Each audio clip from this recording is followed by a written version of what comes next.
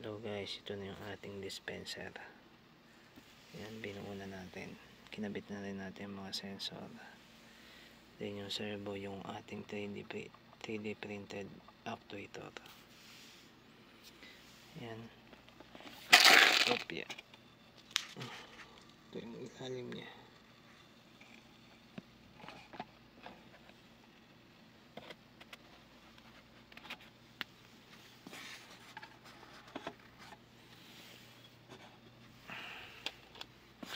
Ito yung pin sensor.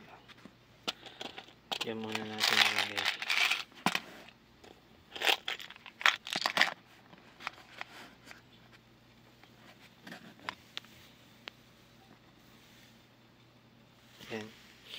Then ito yung ating microcontroller.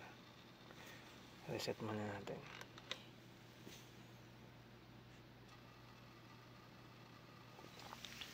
So yan, okay na.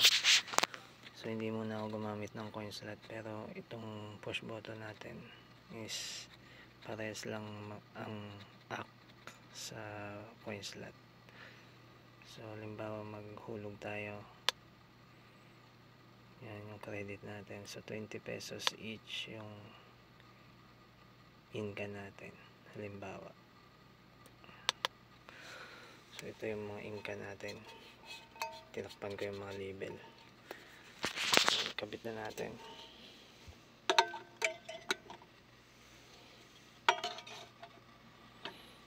Yun, kahit anong orientation, okay lang yan. So tatlo lang muna lagay natin.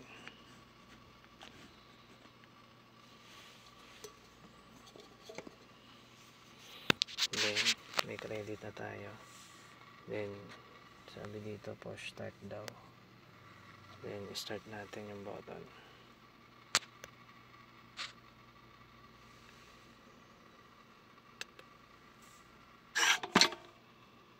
Na-detect ni bin sensor yung in-can.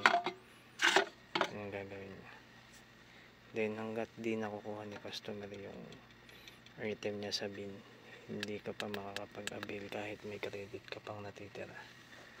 Dapat tanggalin mo muna yung, kunin mo muna yung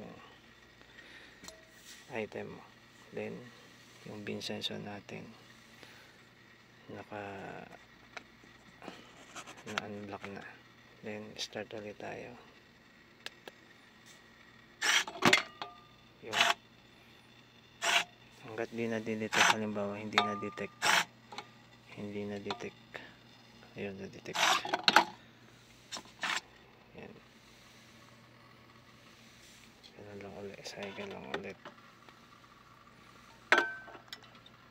Then nandito pa yung item, hindi mo pa kinuha, hindi mo mapipindot yan kasi wala ka na ring balance, wala ka na ring credit.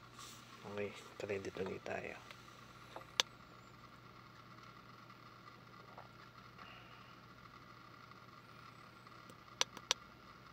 Yung bawa naghulog tayo ng 40.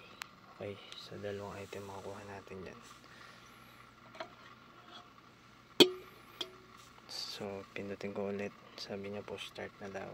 So push start natin. Nag-release. Ngayon hindi na-detect ng bin sensor yung in-can natin. So kailangan natin maging precise yung bin natin para ma-detect talaga yung in-can. So nung na-detect na,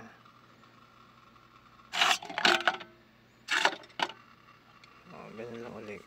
Hindi ka makapagpindot hanggat di mo nakukuha yung item. Kunin mo muna, then saka ulit mag-avail. Okay, nung na-detect,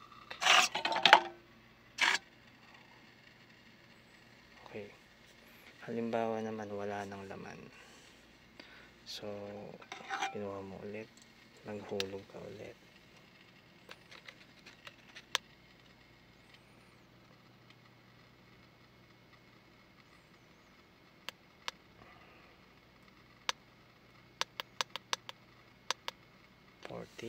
Then push start daw, avail ulit tayo. So naka-unlock yung sensor, naka-block yung sensor din. Na-detect. Ngayon habang wala mo na, hindi na detect yung ano dyan, ibig sabihin wala nang laman yung storage mo. Pabalik-balik yan dyan.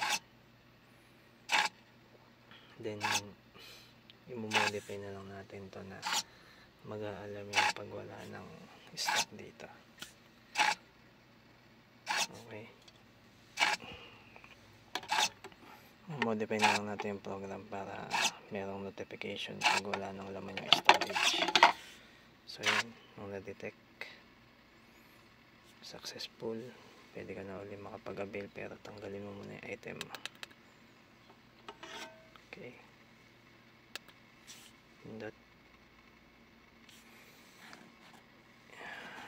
pindutin mo yan. Okay, kung na-detect, okay na. Ngayon pabalik-balik yan hanggat hindi nakaka-detect ng panibagong ano.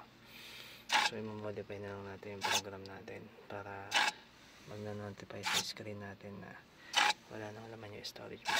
Yun lang guys, salamat.